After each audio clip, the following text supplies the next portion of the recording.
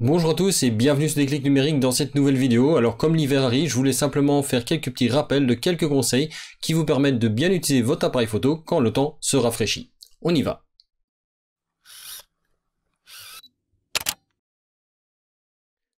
Alors les quelques conseils que je vais donner ici s'appliquent déjà dès que la température commence un petit peu à descendre. Comptez que quand on est dans une température ambiante de 10-15 degrés, certains problèmes peuvent déjà apparaître et dès qu'on descend en dessous, les problèmes vont forcément s'amplifier. Alors le premier problème que tout le monde rencontre quand il fait froid, c'est le problème de l'autonomie de nos batteries, et c'est simplement dû au fait que nos batteries perdent en performance au moment où la température diminue quand elles sont plus froides. Alors il faut compter qu'en dessous de 10 degrés, les batteries commencent vraiment à perdre un petit peu de leur efficacité, elles perdent de leur capacité, et donc ce qui nous donne l'impression qu'elles se déchargent plus vite, en fait c'est simplement qu'elles n'arrivent plus à emmagasiner autant d'énergie que normalement. Donc ça veut dire que dès que la température descend en dessous des 10-15 degrés, on va avoir un effet de réduction de leur performance qui sera léger, et quand la température continue à descendre, à ce moment-là, forcément, les performances vont descendre de plus en plus vite avec. Pour pallier à ce problème-là, il y a deux choses que vous pouvez faire. La première chose, c'est prendre bien sûr des batteries de rechange, ce qui vous permet, quand la première batterie est vide, d'en mettre une autre dans l'appareil. Ça, c'est relativement évident.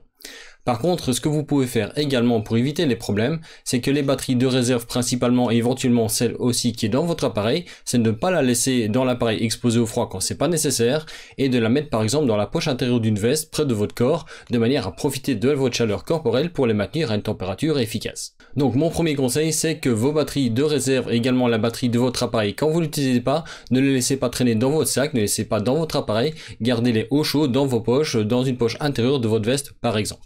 Alors mon second conseil, ce sera de bien faire attention à tout ce qui peut provoquer de la condensation sur votre boîtier ou sur vos optiques. Donc grosso modo, s'il y a un gros écart de température entre votre boîtier, vos optiques et l'environnement dans lequel vous êtes, vous pouvez dans certaines circonstances avoir de la buée qui se forme, donc de la condensation. Alors tant que c'est à l'extérieur du boîtier, c'est pas trop problématique, il suffit à la limite de frotter votre lentille par exemple ou de frotter votre viseur. Le problème, c'est que cette condensation peut éventuellement se produire à l'intérieur du boîtier, et de l'humidité dans le boîtier, c'est jamais une bonne chose, déjà parce que vous allez avoir, selon les conditions de température, de la buée qui peut se former de tous les côtés, que ce soit dans un réflexe, par exemple sur le miroir, sur le pentaprisme, ça peut être même directement sur le capteur, ça peut être sur une lentille de l'objectif, peu importe. Mais plus encore, vous pouvez éventuellement avoir à ce moment-là de l'humidité qui reste stagnée dans votre boîtier et qui provoque la formation de moisissures sur les lentilles. Et ça forcément c'est un problème beaucoup plus grave parce qu'une fois que vous avez à ce moment-là des champignons qui se forment sur les lentilles, ce sont des taches qui vont rester sur vos photos. Le plus simple pour lutter contre ce problème-là, c'est de toujours laisser votre boîtier se climatiser, c'est-à-dire de faire en sorte qu'il puisse progressivement prendre la température de l'air ambiant. C'est vrai quand vous partez de chez vous, que vous avez votre appareil qui est bien au chaud et que vous allez dehors, généralement ne le sortez pas directement parce qu'il y a de l'air dans le boîtier, vous allez avoir des zones qui vont refroidir plus vite que d'autres et vous pourriez avoir à ce moment-là de la condensation qui se forme à l'intérieur. Laissez votre boîtier simplement prendre la température ambiante délicatement. Pour ça, c'est rien de plus simple, vous le laissez simplement dans votre sac à dos et laissez votre sac à dos à ce moment-là exposé à la température ambiante, il va un petit peu tempérer les changements de température et donc à ce moment-là provoquer des changements moins brusques et donc moins de risque de condensation dedans. Quand vous l'utilisez en extérieur, votre boîtier va forcément refroidir et le risque majeur, c'est au moment où vous allez le rentrer chez vous à la maison. C'est là que vous avez le plus grand risque de formation de condensation parce que vous passez votre appareil qui est très froid d'un environnement à la même température que lui à un environnement totalement chaud. Prenez simplement par exemple un verre d'eau que vous avez mis au frigo, vous le sortez après quelques minutes, vous allez voir que vous allez avoir de la condensation dessus, ce sera exactement le même effet. Donc de nouveau, le principe est assez simple, si vous voulez éviter ce genre de problème-là, laissez votre appareil tout doucement se remettre à la température ambiante, donc par exemple, laissez-le bien enfermé dans votre sac. Si vraiment les conditions sont extrêmes, si vous shootez dans des conditions vraiment très froides, notamment je pense en montagne, sur des zones enneigées, où vous êtes parti en Islande par exemple, pour ceux qui ont la chance de le faire, ou en tout cas dans des conditions où les températures sont vraiment très basses et que vous allez vous réchauffer à l'intérieur, ce que vous pouvez faire également, c'est de mettre votre appareil photo dans un sachet refermable. Éventuellement, vous rajoutez encore dans le sac un sachet de silica, donc les petits sachets anti-humidité que l'on trouve notamment dans les boîtes des boîtiers photo ou des objectifs. Vous laissez ça dedans, vous fermez bien le sachet, vous laissez tout ça dans votre sac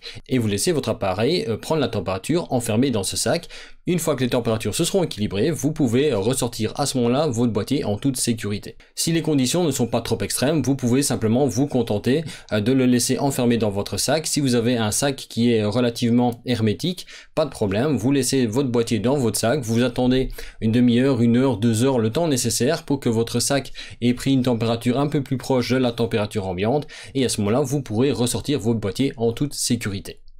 Alors mon troisième conseil est directement lié au précédent, c'est-à-dire que si vous voulez directement récupérer vos photos, donc votre carte SD, votre carte compact flash, peu importe, ou également par exemple mettre votre batterie en charge dès que vous rentrez, surtout n'ouvrez pas votre boîtier quand vous êtes à l'intérieur parce que là vous allez avoir des risques de condensation de nouveau qui vont se produire. Donc ce que vous avez simplement à faire, c'est de récupérer votre carte mémoire et votre batterie quand vous êtes encore à l'extérieur dans les conditions froides, vous les enlevez de votre appareil, vous les mettez dans vos poches, vous refermez votre appareil, vous mettez votre appareil à l'abri dans votre sac, vous fermez votre sac, vous rentrez chez vous et à ce moment-là, vous pouvez travailler sur vos photos, recharger vos batteries et pendant ce temps-là, votre appareil va lui se mettre à température. Alors mon quatrième conseil est valable surtout pour des conditions un petit peu plus dures, c'est de toujours bien utiliser votre pare-soleil sur votre objectif. Il y a plusieurs raisons à ça. La première, c'est que le pare-soleil va éventuellement limiter le vent qui va souffler sur la lentille et donc de trop le refroidir. L'autre phénomène aussi, c'est simplement que c'est une protection physique, et donc si vous êtes dans des conditions de neige ou de pluie, quand il fait froid, etc., ça va éviter d'avoir de l'humidité qui va venir se déposer sur vos lentilles, et donc par exemple de créer un phénomène de givre sur vos lentilles, parce que si vous avez du givre sur vos lentilles, vous allez vraiment rigoler pour les enlever. Donc n'hésitez pas non plus à utiliser votre pare-soleil pour protéger votre lentille, d'une part des courants d'air trop froids qui pourraient éventuellement trop refroidir la lentille frontale, mais surtout des projections d'humidité dues à une pluie ou à de la neige principalement.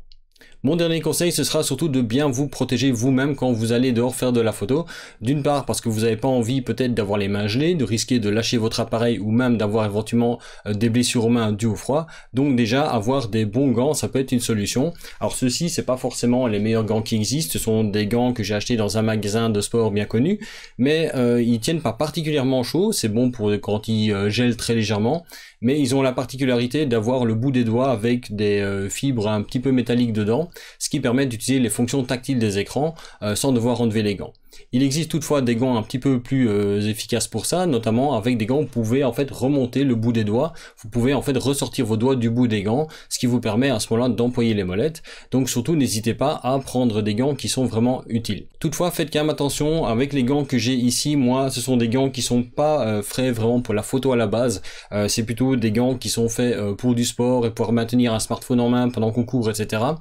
Il s'avère que le tissu est assez glissant et si vous avez un grip qui n'est pas vraiment adhérent, comme c'est le cas de l'A7 III, vous avez à ce moment une moins bonne prise, donc faites toujours gaffe avec ça aussi.